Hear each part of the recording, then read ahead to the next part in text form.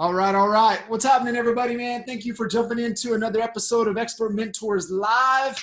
Dang, episode 26. And just super pumped, super grateful that, man, we've made it 26 episodes, 26 weeks straight. And definitely honored, I guess. Lost the word, but just grateful that I'm able to jump in and hopefully add some value to you guys today. We're going to talk a little bit about what we call the inevitable success structure and kind of get your thinking, give you some clear takeaways, things to be able to focus on to help you guys maximize, your actions, what you're doing to get the most out of your week, the most out of your day. We fight this crazy little character out there called distraction. And man, distraction pops up everywhere, and it's becoming, even more prevalent today, day in and day out, with technology and all of the rabbit holes that we can spiral down into. So just want to give you guys some framework, some stuff that you can really tap into, that you can take some real solid action on to get the most out of your time, right? Just what is that ROT, right? What is the return on your time? So that's what we're going to really dive into. Going to give you some mental models, some things to think about. And, obviously some immediate takeaways that you can apply today into your calendar to get the most out of your time. So for those of you jumping on, maybe this is your first episode of Expert Mentors, maybe you're listening to the recording, but man, Expert Mentors is really for us to tap into the horsepower that we have within the Honey Badger Nation, the fast forward movement. Really got kicked off with, Daniel and Kyle's, just their absolute passion that aligns with Jay and Michael and Al and myself to add massive value back into everybody in the community. And that's really what Expert Mentors is about. And so, just like I said, super excited to jump in here with you guys. So let's get after it. So I'm going to share my screen with you guys. We're going to do a couple things. Pull this up. And then going to share. Boom. Boom. All right, cool. So let's see if this will go away.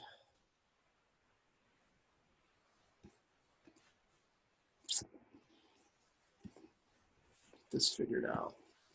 All right, cool. All right, so we're going to talk a little bit of inevitable success structure, and I'm going to tap into a few things. I'm going to give you guys some nuggets. If you have questions, throw them in the chat, the Q&A.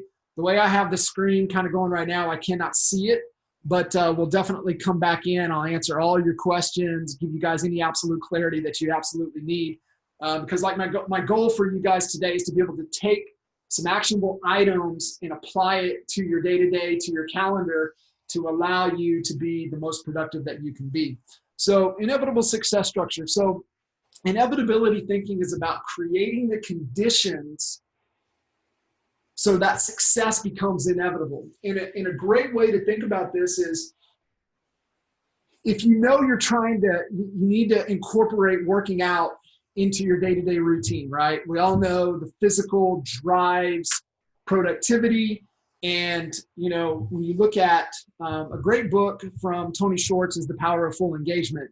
And for us to be fully engaged, we have to really tap into the four equities that they talk about, which is the physical, the mental, the emotional, and the spiritual. Not in religion, but spiritual, they really dive into really connecting to your core values and making sure you know what your values are and you're living to your values. Jim Collins talks about the same thing, right? Vision is led through your values. And if you guys have spent any time with us, you understand and know how important we focus on values and being clear. We hire, fire, train, motivate, decision make based upon our values. And, what Tony Schwartz and breaks down in that book is that, yes, physical is critical to maximizing emotion you know, our mental state, and then also the spiritual, but yet spiritual is the most important. Same thing Collins talks about in vision. Core values lead to your purpose, that leads to the current mission that we're on. So values are absolutely essential into your level of productivity and what you're wanting to accomplish.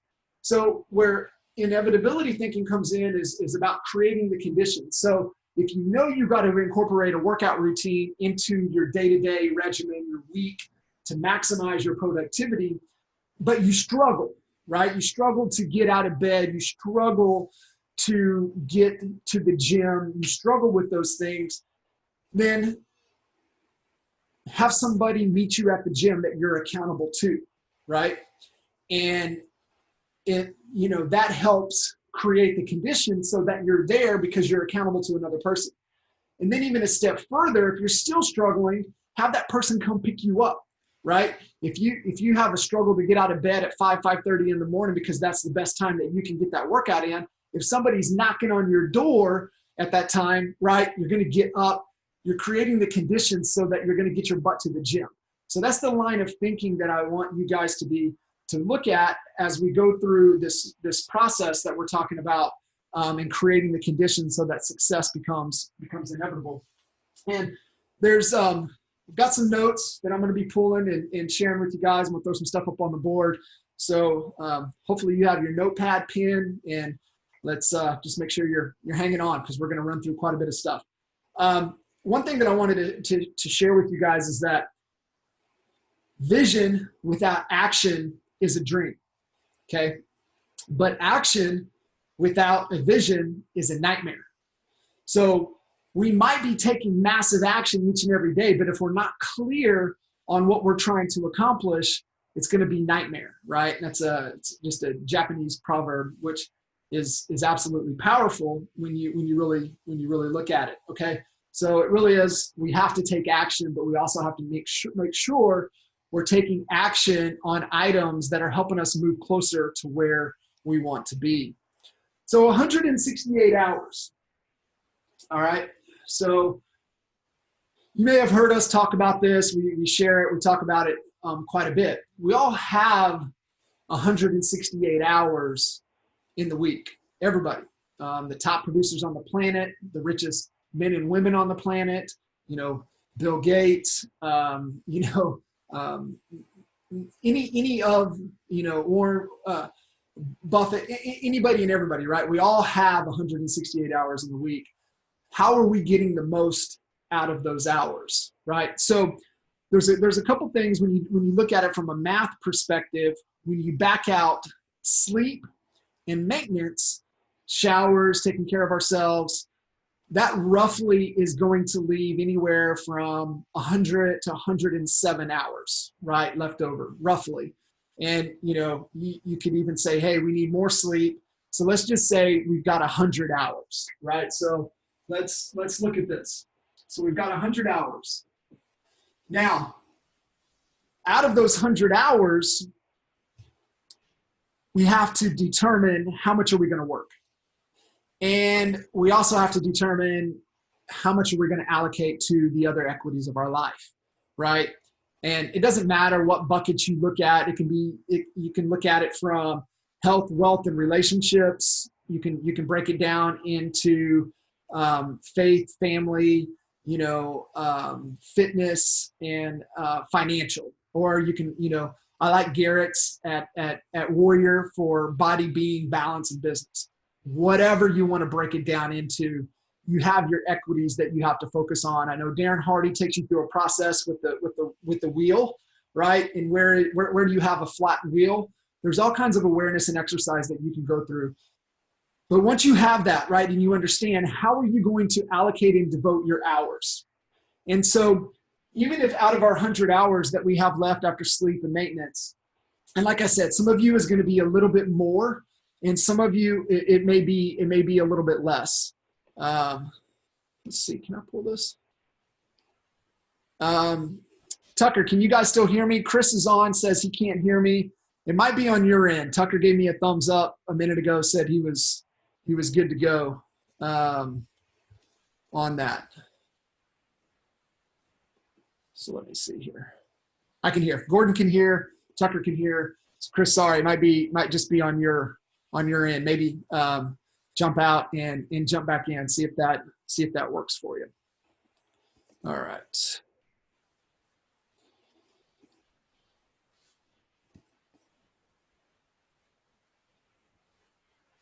Fix this. If I can. Maybe not.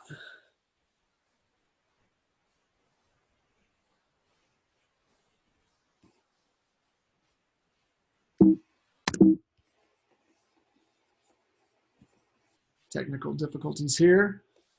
Bear with me. Hang on, guys. Got hers go on. Cool. Appreciate you guys.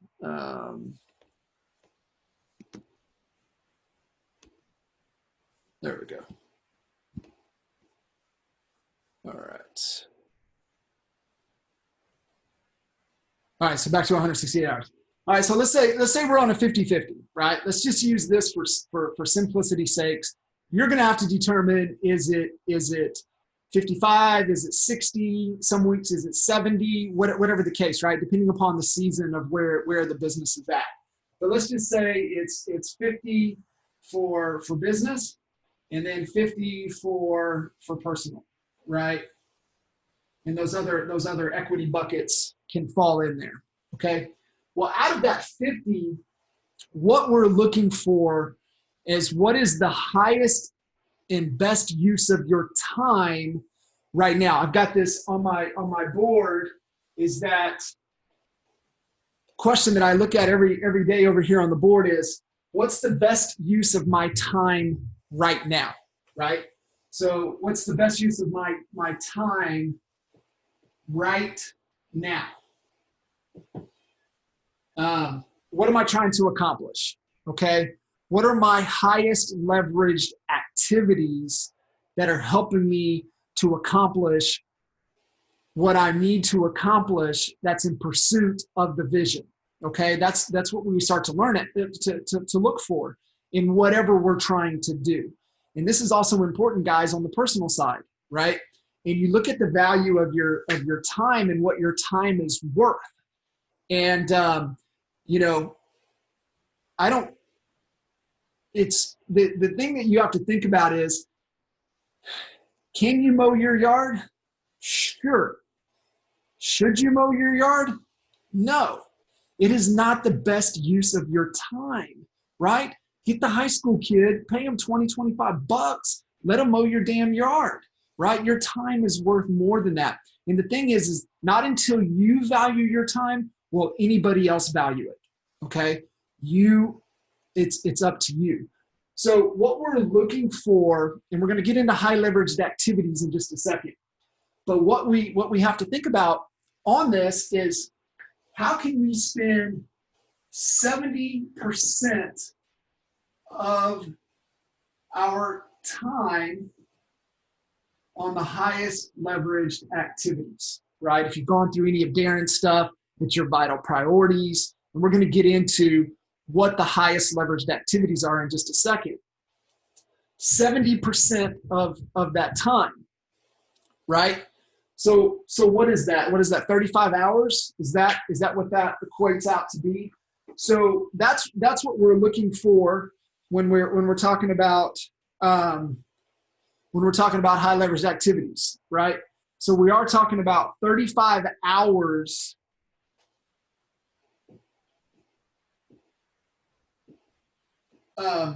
if we're committed to working 50 hours. Now, I'm not talking about, 3 hours on Facebook, an hour or two on Instagram, just piddling off, right? Fiddling with shit that we don't need to be messing with. And I'm talking about 50 real working hours.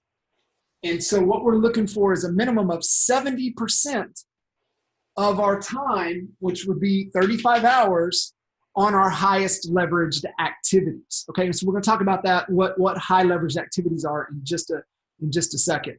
So hopefully you guys understand the math component here, okay? So we have 168 hours. You back out sleep, maintenance, taking care of ourselves, this, that, the other, shower.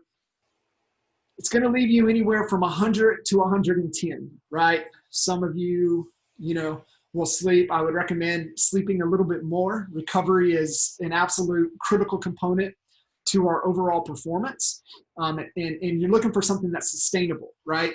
And what's tough is that, we're being bombarded with some of the best marketers on the planet. And Gary Vee is, and arguably, one of the greatest attention grabbers on the planet. And he talks about hustle and sleep, this, that, the other. But also, we got to remember Gary's a walking contradiction. And so on the flip side, he looks at average. So he'll be the first to tell you on the weekends, he'll sleep 10 hours, right? He might only sleep 6 or 7, 6, 5 during the week, but then he's going to sleep 10. So he gets his average up. So just be aware, where do you perform the best? There's apps out there to measure sleep if you really want to get that technical on it. So you're going to be anywhere from 100 to 110. Using that, what are you going to commit to working, just absolute working time. And then the magic number is that you're looking for at least 70% on your highest leverage activities. So let's talk about that. So what is the best use of your time right now? Given the state of your business, right? If your business is running on fumes, and a lot of us, and we all have this agent attraction opportunity, but if our business is running on fumes, the best use of our time right now is production, right? There's nothing in this business that pays more than closing transactions that you're ultimately responsible for. Okay, yeah, we can leverage ourselves with buyers agents, other agents, but we're paying out a split. There's nothing in this business. Don't overcomplicate it, guys. There's nothing more that pays more in this business than motivated sellers, right? And I know some markets, starting to slow, so motivated buyers might be a little bit, they might cash conversion a little bit quicker for you. But whatever the case is, it's motivated buyers and sellers.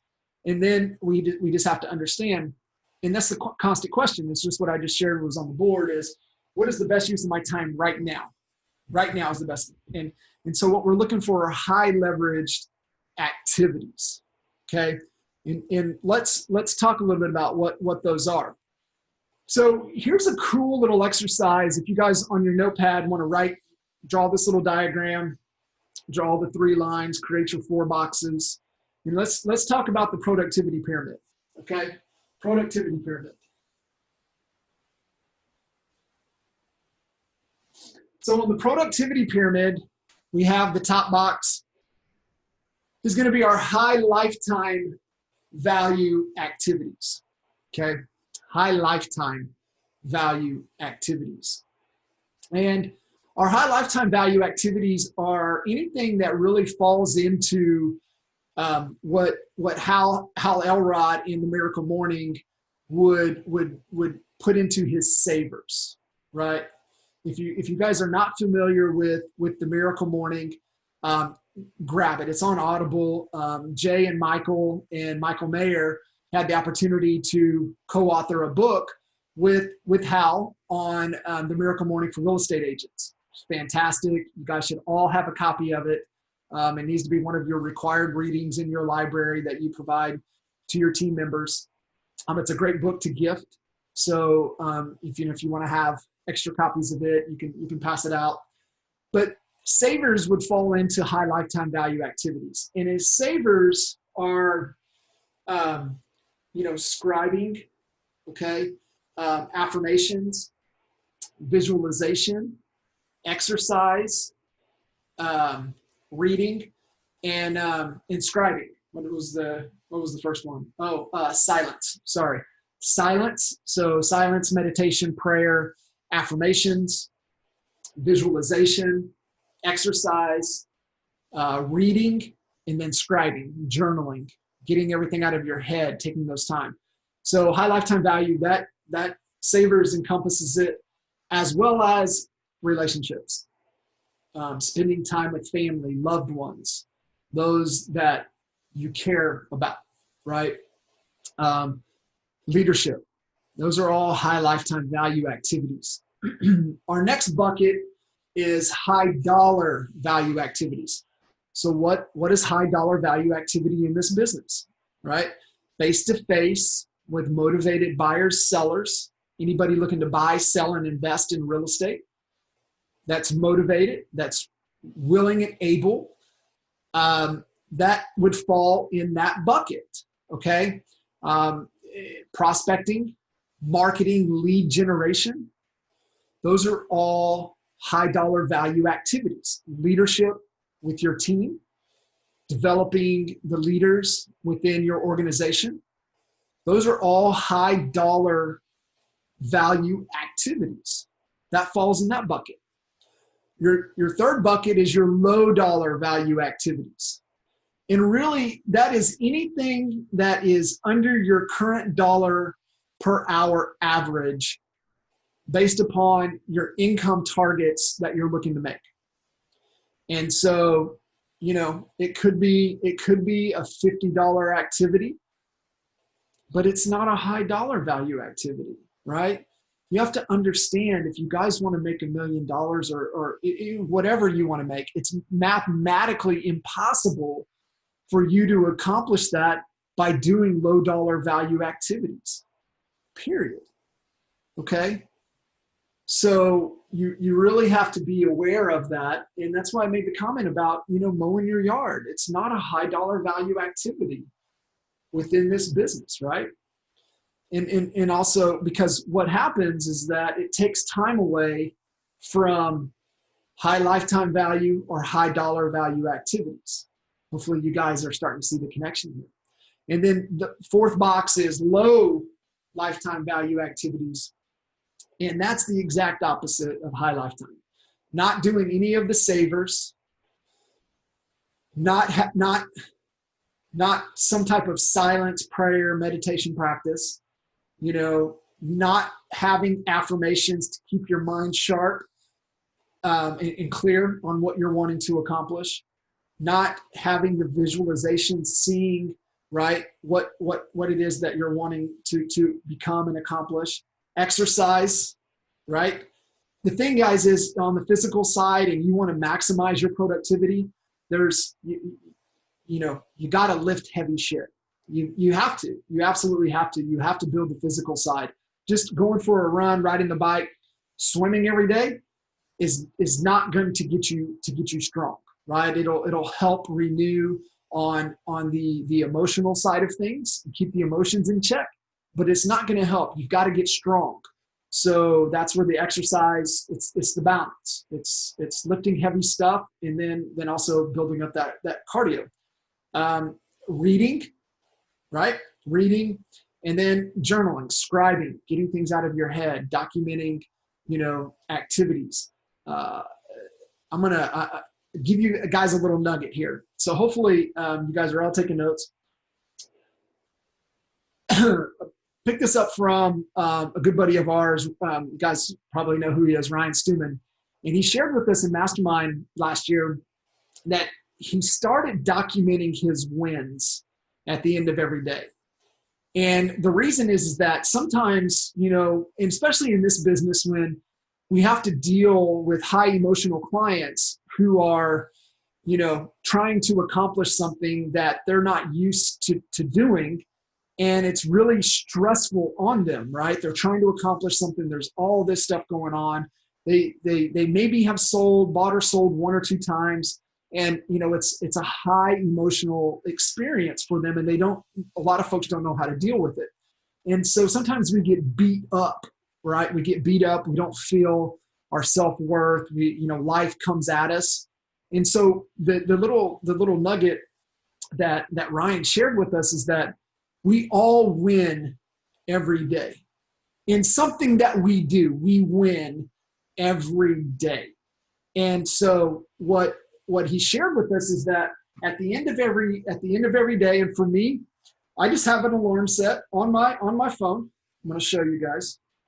So I've got a bunch of alarms, but at 8:05 every day, my alarm goes off and it says wins. Okay. And at 8:05, no matter where I'm at, that alarm will go off. I then, right on my phone, I click on my Evernote. So I use Evernote to capture thoughts, ideas, creativity. And I go into my to my notebook on Evernote, my note for wins. Click on wins, got them right there, and I will type in, what did I win at today? Because you're winning every day. But we tend to focus on the negative and not the positive. And so when we're getting beat up, it's important mentally for us to be like, reminder, where am I winning? Where am I winning? And it could be anything, right? So like for today, man, I already had a great run in this morning. I've had some incredible coaching calls already this morning. I'm able to do this training and hopefully add value to you guys. I mean, shoot, I got to wake up next to my wife, right? I got to take my son to school. You know, I've already had 4 or 5 wins today, and it's not even 12:30 here yet. So I know I'm winning. Now, am I going to get hit with some shit today? Oh, absolutely. I'm sure. You know, I'll get hit with an email with this, that, the other. But you know what? Man, I've won today. And so that's a high lifetime value activity that I'm mentally depositing into the bank. And so think about this. If you're making deposits every day and there's times when you need to take to withdraw, you've got that, right? And it allows you to reconnect and really understand. So thank you for letting me take a little extra second and going off topic here to be able to share something that I think is really, really important that'll help. And it's part of the scribing process. It's part of the documentation. It's part of making deposits so that you can withdraw when we all need it. So creating those and documenting those wins. And then, so you guys get it. Low lifetime value activities are the exact opposite. Now, here's what's important. Here's where this comes really, really critical. We have our talents and we have our strengths. Okay, so the challenge for this exercise within the productivity pyramid is to get really clear on your talent. What are you talented at? What are you really, really talented at? And what is your strength? Right? What is your superhuman strength that you all have? Right?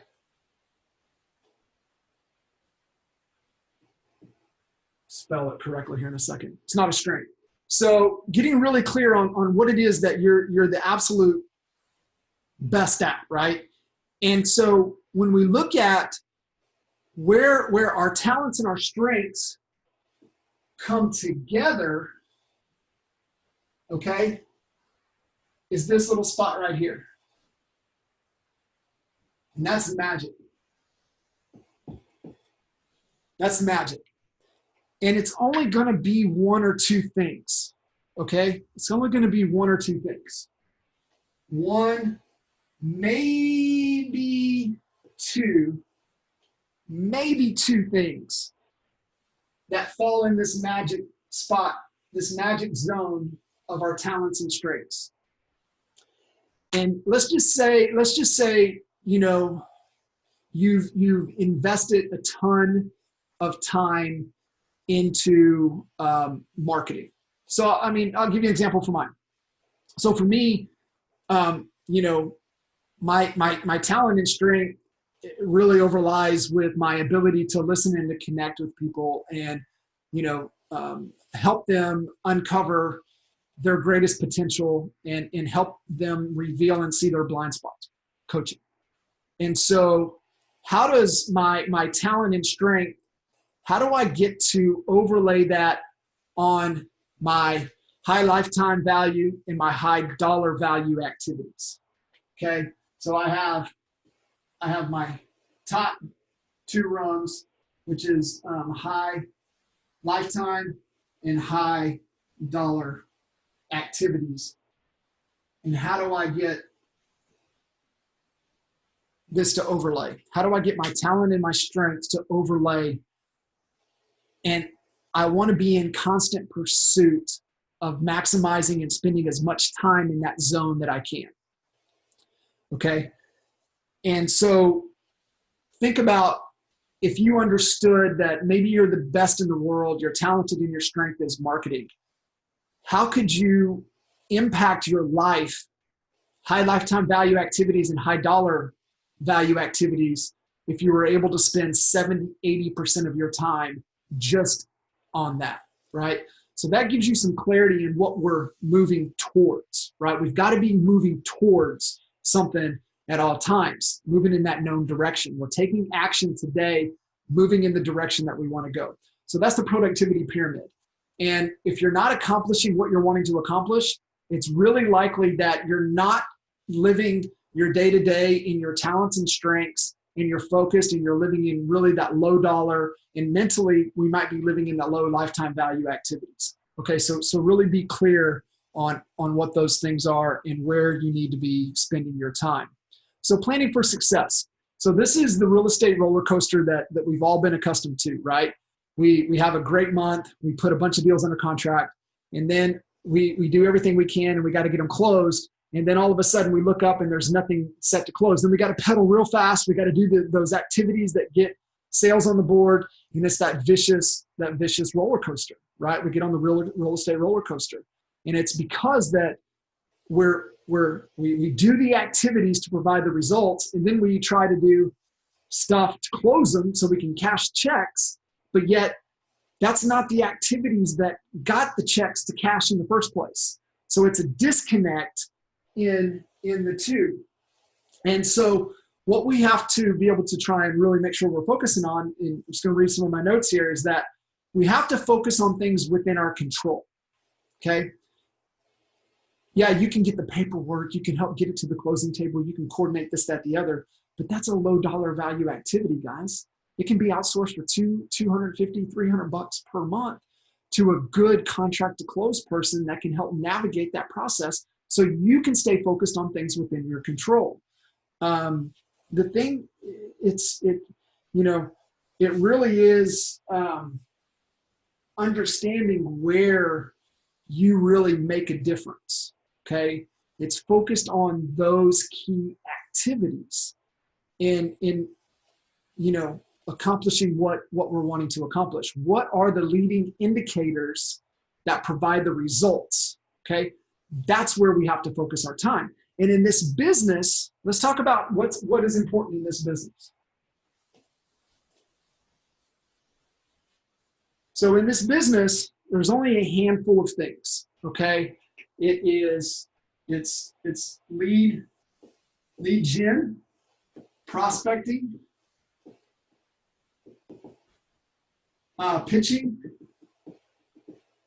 pitching your offer,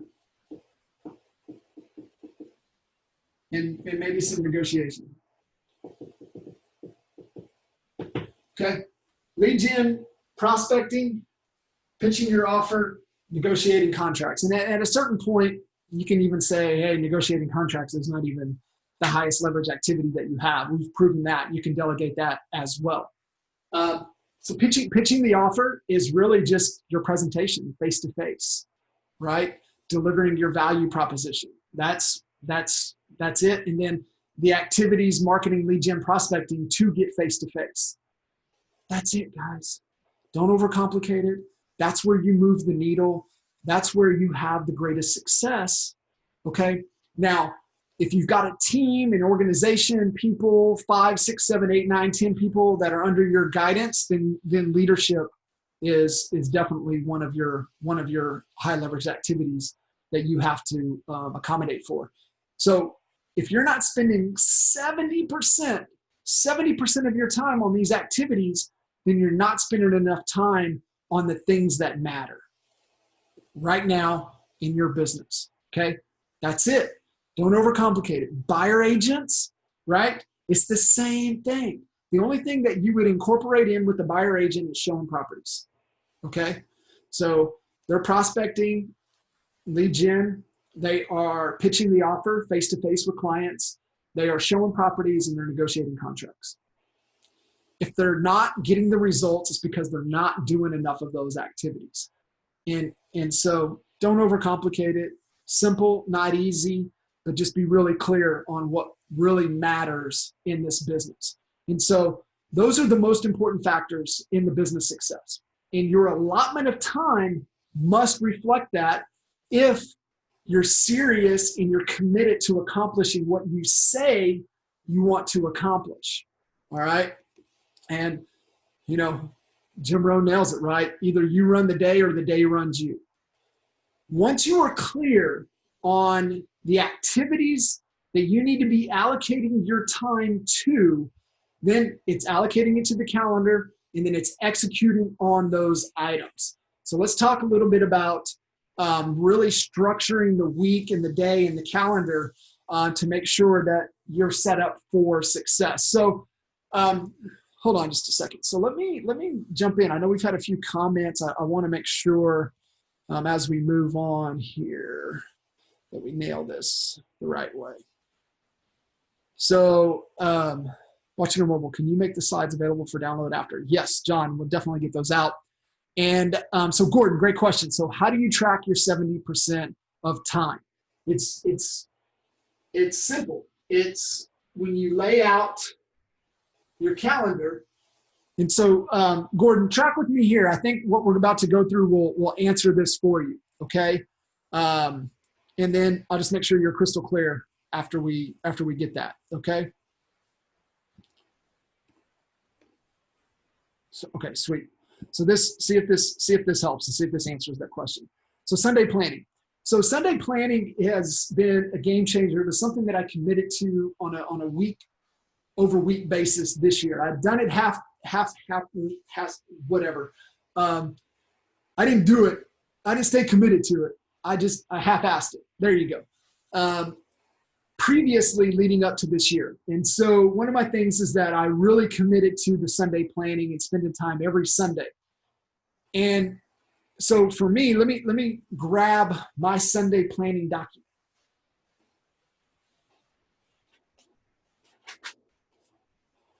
So here it is. I get it. It's super simple, right? Sunday planning, it's on the notepad. I've got other notepads that are full from previous weeks for this year. So just week over week, just adding to it. So in my Sunday planning, I have my dates, and then I have what my big 4 goals are, all right? And my big 4 goals come from our business priorities for the quarter and my personal priorities for the quarter. So if you, how many of you, I want to make sure, one, that you guys all are doing quarterly planning for your business. If not, start. If you need some help with that, reach out to me, let me know. We've got our straight line strategic plan in a video that will walk you through it. I'd be glad to share that with you. Now, not only should you have one for your business, but you also better have one for yourself personally, right? And that's where the other equities of life fall off track if we're not clear on what it is that we want to do personally, right? We get so committed. And that's why you see so much, people's health is shit, their relationships with their spouse is shit, with their kids is shit. And their connections, not being true to who they are as a person and their values is because they're out of balance with what their priorities are in their definition of success in all equities of their life, right? We spend all this time and energy getting clear and committed to the business side, but we're not taking the time personally to do it. So I do the same thing, quarterly personal strategic plan. Personally, I would love to, if you guys are interested, I would be more than glad to walk you through that document and that process as well. I'll give you the information at the end of the call. So if you guys are interested, you can reach out to me and we'll set something up. So my big 4 goals, 1, 2, 3, 4, are pulled from personal and business priorities based upon what it is that I'm trying to accomplish for that particular quarter, that particular time frame, what I'm trying to do. And so I go through, and then I just reiterate what my big 4 that I'm focused on, that I'm committed to, and then what are the key action items in there for this time frame that I'm trying to take action on, right? That I need to take action on to continue to keep me moving forward closer to that target.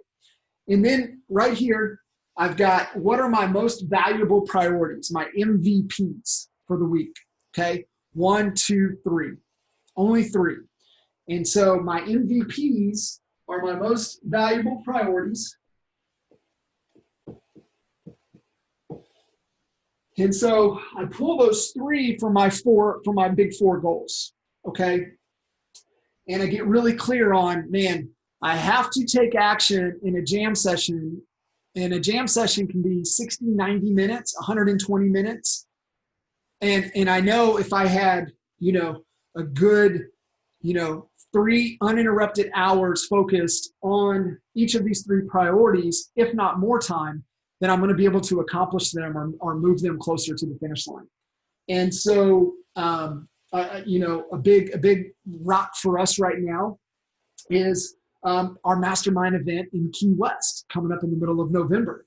And so, I know all the action items that have to take place there. And right now, one of my big priorities is making sure that we were clear on the RSVP push. We're clear on what the agenda and the speaker confirmation, really, laying of the land of the event for the 2 days. And so that's part of the MVP for the week. Now, the key is during Sunday planning is to identify what those priorities are, do the work. This whole process takes me about a good hour to 2 hours every Sunday.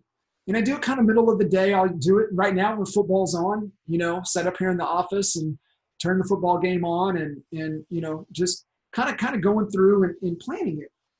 And so I'll talk about that and getting that into the calendar and what else goes in the calendar. And then you'll notice I got a bunch of little things over here. Those are my gotta minutes. And my gotta minutes come in when a client has to reschedule. Now you have an hour opening in your calendar. What are you going to do? Right? And so you don't get distracted and you go down the Instagram, Facebook spiral that you can go to your gotta minutes and start knocking these things off, right? It could be getting tickets to traffic and conversion. It could be getting your tickets to boot camp with us in December. It could be scheduling a hair appointment. It could be, hey, need to get the car into the shop. Whatever your gotta minutes are that are not a most valuable priority, live there when you have an open space in your calendar, because we all do things. People's agendas change, things move around. You're able to fill it. And I'm going to give you a couple other tidbits. So let's talk non-negotiables. So once you have your MVPs, you have to take these and they become non-negotiables, meaning you're not moving them. It's non-negotiable to move them. So what I like to do with my non-negotiables in my calendar is to turn them red. So hopefully you guys are all using the calendar. Use Google Calendar. It's one of the easiest recognized usable calendars on the planet. Use Google Calendar. You can color code, you can share, you can invite, you can do all kinds of stuff. So non-negotiables are the MVPs. You've done your work, you're clear on your most valuable priorities. What are the three things that you have that are non-negotiable that you are going to knock out this week no matter what? Date night, right? Date night. Here's the thing, fellas, and this goes for you too, ladies. If you're not dating your spouse, somebody else will. It's you can laugh at it, but it's true. So get date night in there. It's non-negotiable. You're out having a date with your significant other. It's absolutely critical to the overall health of your relationship. So now remember, this is weekly. This is our weekly non-negotiables. You have your workouts, right? So for me, training for going through the Ironman process, I have structured training schedule that I train and I go through based upon, I work with my coach, and my coach prescribes the training necessary based upon where I'm at and what I'm trying to accomplish. So my workouts are structured, okay? Family dinner. So date night is date night. family dinner is designated family time, that all the kiddos, you, family is all around. No cell phones, no iPads, just straight up family time connecting over dinner. And then your high leveraged activities, right? We talked about the high leveraged activities. If you're knee deep in production, if you're in the trenches, then it's prospecting, lead gen. It's face-to-face pitching the offer to motivated buyers, sellers, investors. If you're at a position to where you're agent attraction, it's pitching the offer, your value proposition, why they should join you. And then, it's negotiating agreements, leading people. So maybe 3, 4 are your high leveraged activities.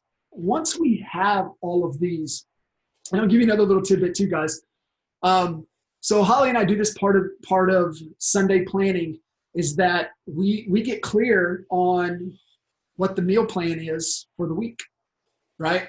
We don't cook and meal prep, but we get clear on what the meal, what we're going to do each and every week. We know what we're going to have. We have this little dry erase board in our kitchen. It's kind of fancy, and we just write on it what we're doing for dinner each night. Why is that important? Because one, we don't have to think about it. I'm not getting a text from Holly at 5 o'clock, today saying, hey, I'm hungry. What are we doing for dinner? Right? We've already determined this. We've already had this conversation. I don't have to think about it. She doesn't have to think about it. Right? We already know what we're going to do. I had family dinner on there. I would also throw family night. The reason I just thought about it, because for us, tonight's family night. It's Dave & Buster's. I will confess, it's half price night at Dave & Buster's, so we take advantage of it. Zane gets, and we get to play twice the games for the same amount of money, so we take advantage of family night is Wednesday night at Dave & Buster's. So that's a non-negotiable for us. And all of these non-negotiables make it to the calendar. Make it to the calendar. And once you take these things to the calendar, they're in there and they don't move. Everything else moves around these, okay? Everything moves around it. So let's talk about those high leveraged activities. And so, Gordon, this will answer your question. We know if we're working 50 hours, we better allocate 35 hours of our week, or 70% of that time, to whatever our high leverage activity is for that week, for that time period of our business, right? So like I said, if you're a buyer agent, it's prospecting, it's showing properties, meeting with clients, and negotiating contracts, right? If you're not negotiating contracts, you allocate time for appointments, but if we're not on those appointments, guess what we're doing? We're lead gen and we're prospecting. Okay, so that's how you fill up that time, Gordon, is that, whatever the math tells us, let's make sure we have those time blocks that we're doing those things. Now, remember, if we're working 50 hours a week, and I can promise you guys are all working 50 plus hours a week, but if we're working 50 hours, 35 on the HLAs, that leaves 15 hours for other work-related activities. And it could be an MVP, right? Out of those 15, it could be a couple hours of MVPs if you're not MVP on some personal stuff. It could be, training, could be jumping on this call, right? This is an hour of those 15 if you're working 50, right? So you can have the training, you could have role play, you could have whatever it is to improve your skill set that you need to get better on, okay? So that's how you fill in the rest of that time. Family time, family night, family dinner, working out, date night. That falls in the other bucket, the other 50 hours, right? So, when you start getting clear on this, the calendar gets real clear. And then you start to look at, and what you start to create is filters. You start to create decision-making filters that allow you to say no to stupid shit. Say no to stuff that doesn't matter, okay? But if you're not clear on this, then you're gonna say yes to stuff that doesn't matter. So this is why this is absolutely critical if you are serious about your success. So top 5 in 6 minutes. I'm going to try and wrap up here in a couple minutes, give you guys and make sure we answer some questions before we wrap at the top of the hour. top 5 and 6 is a document that we got, I believe, from Chet Holmes. It might be the ultimate sales machine document. But the top 5 and 6, I can share this document with you. This is a document we've been using for the last 15 years in our business.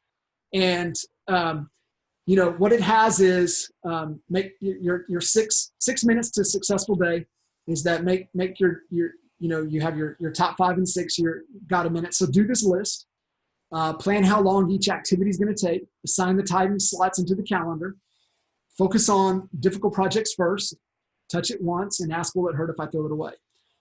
It has a spot there where it says Q1. So right now would be Q4 priorities. So what are your big 4 goals, right? Right there. You're looking at it every day. You take your top 5 things you have to accomplish, and then right there's your guide minutes for the day. Okay. For me, this document is I print out my calendar every day, and then I'll write my guide minutes and my things on there. I just use Google. I use my Google Calendar. This might be a little obsessive, guys, but after I fill my calendar, I fill it out, I print it out, and then I write my guide minutes. And, if somebody has to reschedule right there on my calendar, I go in and I use it. So I still use this kind of process, but I do it straight on straight from the printout of my Google Calendar. Kill a lot of trees, but it's the process that works for me. A couple little golden nuggets. With your calendar that's absolutely critical is no white space, okay? And filling those time spots, not leaving any white space, because white space allows you to drift. And when you drift, you get off track, you end up into somewhere that you shouldn't. You're on YouTube, you're in Facebook, you're on ESPN, you're Pinterest, you're spiraling out of, you're off track. Now, if you want to spend some time on Facebook, if you want to spend some time spiraling out of control, put it on your calendar. Calendar the disconnect. Calendar the noise that you need to allow you to unplug. Do it. Get it in there. So no white space in your calendar is absolutely critical. And then the 24-hour rule. The 24-hour rule is really important in that if somebody else has control of your calendar, creating some guidelines is critical. Okay, because especially if you're working this is a great example. If you have an ISA that's calling and setting appointments for you, you have to have some kind of control over your calendar to where they can't just go in and put something without your permission, because you may have already called and talked to a client and mentally have already given that time away, but you just haven't put it in the calendar yet. So the 24-hour rule protects your time, and so nobody can put anything in your calendar unless they get your permission to do so. So when you share your calendar and you have other people helping you control the time that you have available, then you want to create some guidelines so that time doesn't disappear when you can really be allocating it for your high leveraged activities and in your non-negotiables. So create some of those guidelines.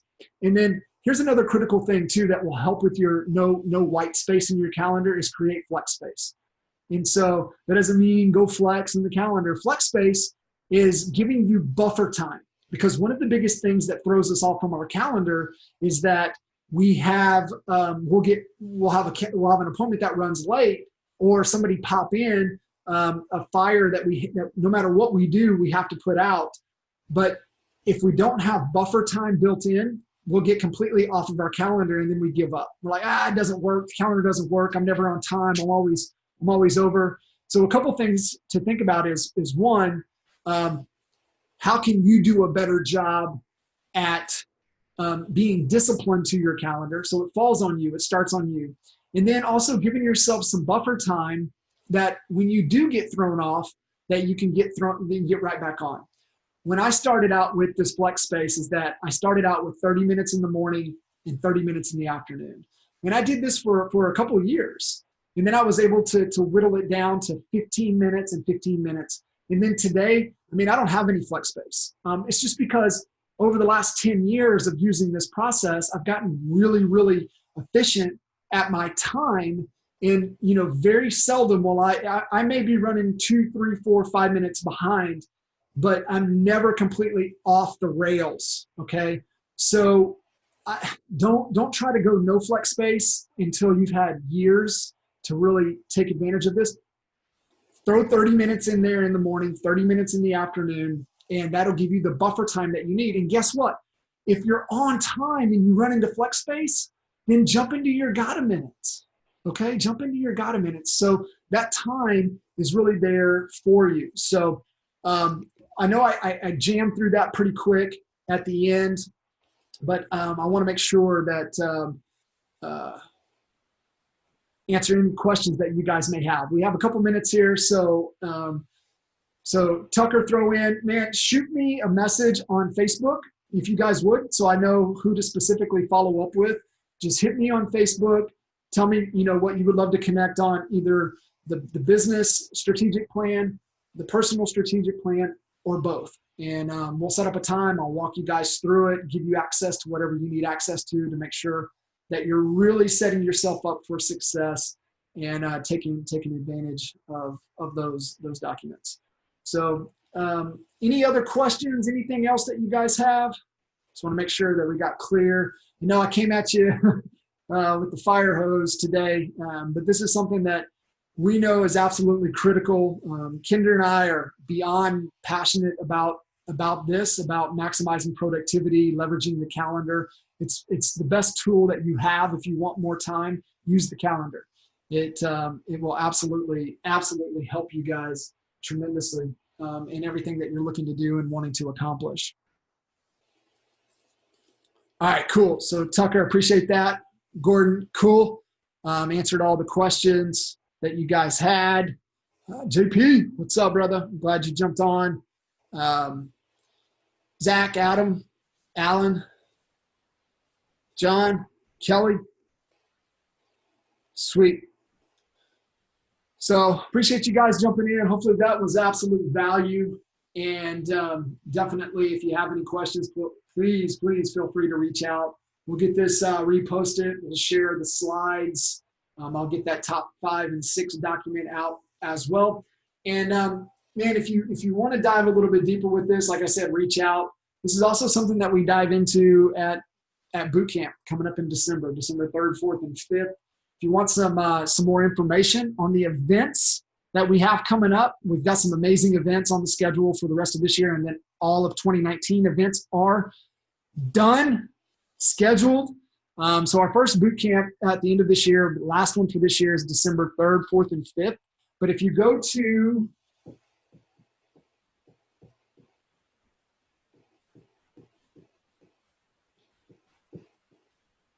Kinder Reese Coaching /events. All of our dates and everything will be there. We've got a new marketing event, 2-day marketing event that we're going to do next year. We've got a new 2-day. We're going to take you guys through that course that Jay did called Agent to CEO. We're actually going to do a 2-day deep dive on that entire process. So we've got that next year. And we did take into consideration EXP shareholder event that is going to be in May of next year, and also EXPCon next year, 2019, that will be in October. So we took EXP into consideration based upon our events. So go to kinderreesecoaching.com /events, get all the information you need. And man, we'd love to see you guys live with us here in Dallas and actually in Frisco. So it's actually a little bit cooler than Dallas. So we'd love to see you guys. If you have any questions, reach out. Appreciate you. And we'll see you next time.